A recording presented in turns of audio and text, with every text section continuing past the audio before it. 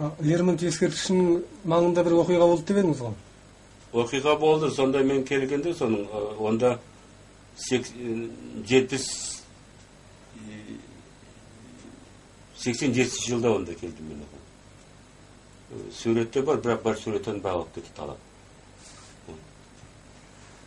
Ескерткіштің сонда 77 жыл, сол желтоқсанның оқиғасынан кейін, бірнеше айдан кейін, сол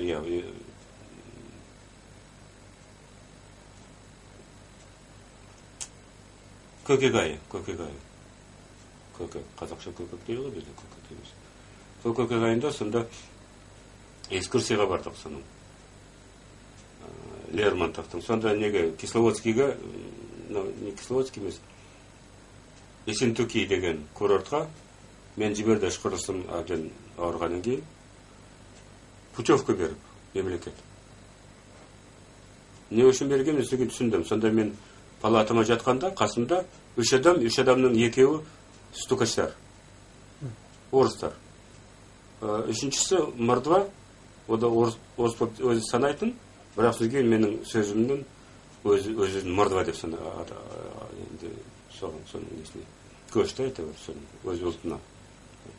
Сонда олар қарсылас маған сұрақ қойды, не болды сонда желтоқсанда?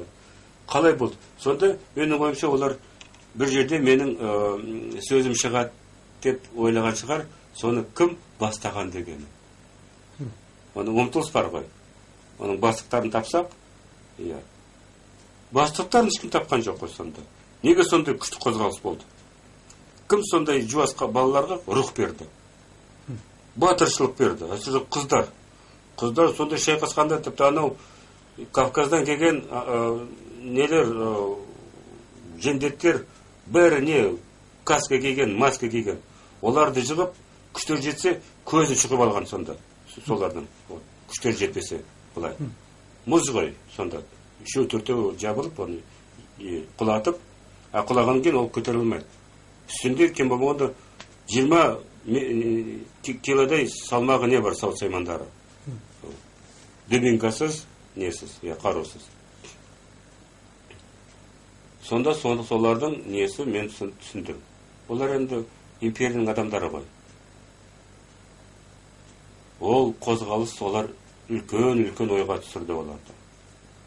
Бұл қойдай жуас халық неге сондай батырлықты көрсетті. Ол батырлықтың түбі қандай дегені. Қандай? Неден шыққаны? Олар рух дегенді, қуат дегенді. Олар сезімге де кірмейтін. Олардың ойы енді бір идеолог.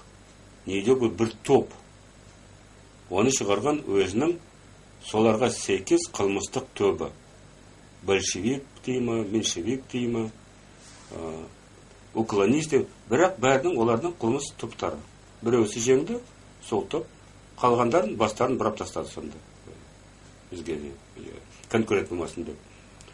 Ал ұрының енді сезімі басқа адамды сол өз сезіммен санайды ғой. Ұрының сезімі, қылмыскердің сезімі. Сонда олар ойлайды. Мұны бұл жақтан да сұрақ қояды. Ана жақтан мен айтайын сенге. Қойыңдар. Ешқандай құпия жоқ. Ол ғарыштың толқыны бәріне. Онда түсінікті. Ол жынды екен. Сөйтіп, әйтеуір.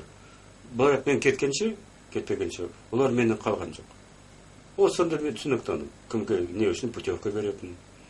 Бірақ олар міндетті несін орындаған жоқ. Бірақ сізген сол түсінікті түсінгенге олар кетті ләйлеуге, арақ ішуге, салдақылармен ойнап, күліп, сөйтіп, отпуск болды оларға, екеуіне де. Сол стукачтарға.